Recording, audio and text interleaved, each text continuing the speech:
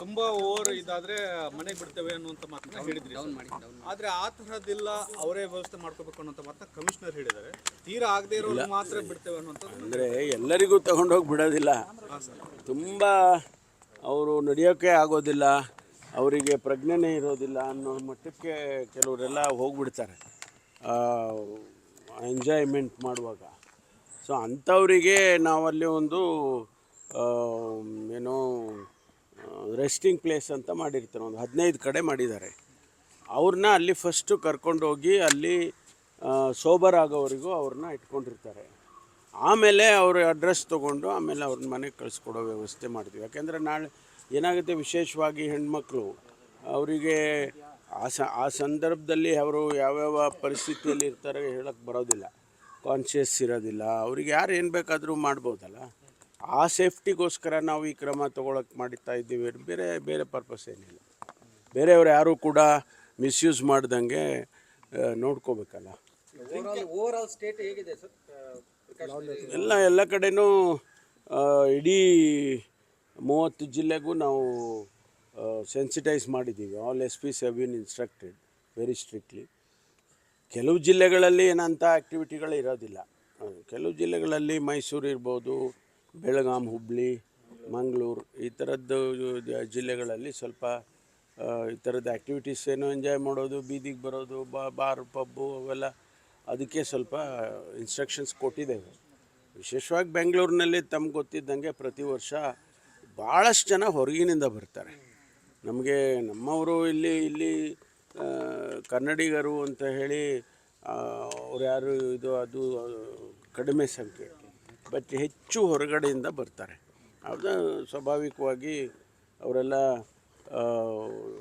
Drinks ಮಾಡಿ enjoy ಮಾಡಿ new ಇಯರ್ನ ಒಬ್ರಿಗೊಬ್ಬರಿಗೆ wish ಮಾಡಿ ಈ ಥರ ಎಲ್ಲ ಮಾಡ್ತಾಯಿರ್ತಾರೆ. ಆ್ಯಕ್ಟಿವಿಟಿ ಹಾಗೆ ಮಾಡೋದು. 12 ಗಂಟೆ ಆಯಿತು ಅಂದ ತಕ್ಷಣ ಎಲ್ಲರೂ ಹೋಗಿ ಒಬ್ರಿಗೊಬ್ಬರಿಗೆ ಇದು ವಿಶ್ ಮಾಡೋದು. ಆ ಟೈಮ್ನಲ್ಲಿ ಸ್ವಲ್ಪ ಹೆಚ್ಚು ಜನ ಸೇರಿದಾಗ ತಳ್ಳಾಡೋದು ಅದು ಇದು ಎಲ್ಲ ಆಗುತ್ತೆ. ಅದಕ್ಕೋಸ್ಕರ ನಾವು ಹೆಚ್ಚು ಸೀರಿಯಸ್ ಆಗಿ ತೊಗೊಳ್ತೀವಿ. ಸರಿ, ಡ್ರಿಂಕ್ ಆ್ಯಂಡ್ ಡ್ರೈವ್ ಅವ್ರಿಗೆ ಮಾಡೋರಿಗೆ ಆ್ಯಸ್ ಯೂಶುವಲ್ ಅದೇ ಥರನೇ ಕೇಸ್ಗಳಿವೆ? ಹೌದೌದು. ಎಲ್ಲ ಒಂದು 150-160 ಕಡೆ ಚೆಕ್ ಮಾಡೋದಕ್ಕೆ ಸ್ಪಾಟ್ಗಳನ್ನು ಐಡೆಂಟಿಫೈ ಮಾಡಿದ್ದಾರೆ. ಅಲ್ಲಿ ಸರ್ಟನ್ ಲೆವೆಲ್ವರೆಗೂ ಅಲೋ ಮಾಡ್ತಾರಲ್ವ, ಅದು ಬಿಯಾಂಡ್ ದಟ್ ಹೋದಾಗ ಸ್ವಲ್ಪ ಕಷ್ಟ. ಅವರು ಡ್ರೈವ್ ಮಾಡೋದಕ್ಕೆ ಕಷ್ಟ, ರಿಫ್ಲೆಕ್ಸಸ್ ಇರೋದಿಲ್ಲ. ಈ ಥರದ್ದೆಲ್ಲ ಅವಾಗೆಲ್ಲೋ ಆಕ್ಸಿಡೆಂಟ್ ಆಗುತ್ತೆ.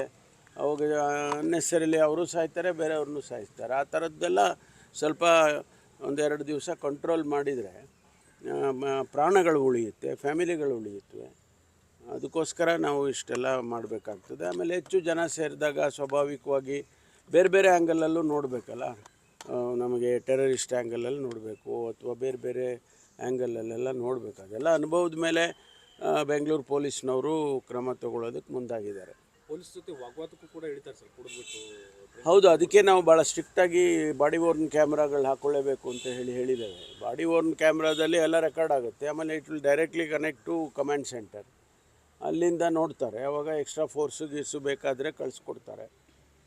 ಇದೆಲ್ಲ ಸೈಂಟಿಫಿಕ್ಕಾಗಿ ಸಿಸ್ಟಮ್ಯಾಟಿಕ್ಕಾಗಿ ಮಾಡಿದ್ದಾರೆ. ಈ ಬಾರಿ ಬೆಳಗ್ಗೆಯಿಂದನೇ ಬಾರ್ಗಳೆಲ್ಲ ಓಪನ್ ಮಾಡಿದ್ದಾರೆ ಅಂತ? ಇಲ್ಲ, ಅವರಿಗೆ ಟೈಮಿಂಗ್ ಇದೆ ಅಲ್ವಾ, ಆ ಟೈಮಿಂಗ್ ಪ್ರಕಾರ ನಡ್ಕೊಳ್ಬೇಕು. ಅವರು 1 ಗಂಟೆ ರಾತ್ರಿಗೆ ಮುಚ್ಚಬೇಕು ಅಂತ ಹೇಳಿರ್ತಾರೆ. 1 ಗಂಟೆ ರಾತ್ರಿಗೆ ಮುಚ್ಚಲಿಲ್ಲ ಅಂದರೆ ಅವ್ರ ಮೇಲೆ ಕೇಸ್ ಆಗುತ್ತೆ. ಸರ್, ಆಮೇಲೆ ಇವತ್ತು ಸರ್ ಶೋಭಾ ಕರಂದ್ಲಾಜೆ, ಆರ್ ಅಶೋಕ್ ಅವರೆಲ್ಲನೂ ಕೋಗಿಲಿಗೂ ಹೋಗ್ತಾ ಇದ್ದಾರೆ. ಅಲ್ಲೆಲ್ಲ ಬಾಂಗ್ಲಾದೇಶದವ್ರು ಕೊಟ್ಟಿದ್ದಾರೆ. ಇಷ್ಟು ಬೇಗ ಆತುರದ ನ್ಯಾಯ ಎಲ್ಲೂ ನೋಡಿಲ್ಲ ಅಂತ ಹೇಳ್ತಿದ್ದಾರೆ. ಅಲ್ಲ, ಅವರು ಹೋರಾಟ ಮಾಡಲಿ. ಬಾಂಗ್ಲಾದೇಶದವ್ರು ಇದ್ದಾರೆ ಅಂತ ಹೇಳೋದು ಸುಮ್ಮನೆ ಆ ರೀತಿ ಒಂದು ಪಾಸಿಂಗ್ ಕಾಮೆಂಟ್ ಮಾಡೋದು ಸೂಕ್ತ ಅಲ್ಲ. ಈಗ ನಾವು ವೆರಿಫೈ ಮಾಡಲ್ವಾ?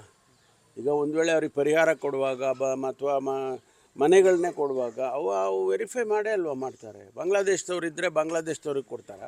ಅವ್ರನ್ನ ಇಮ್ಮಿಡಿಯೇಟಾಗಿ ಅರೆಸ್ಟ್ ಮಾಡ್ತೀವಿ, ತೊಗೊಂಡೋಗಿ ಬಾರ್ಡರ್ನಲ್ಲೇ ಬಿಡ್ತೀವಿ, ಅವ್ರ ಎಂಬೆಸಿಗೆ ಹೇಳ್ತೀವಿ, ಕಳಿಸ್ಕೊಡ್ತೀವಿ, ವಾಪಸ್ ಡಿಪೋರ್ಟ್ ಮಾಡ್ತೀವಿ.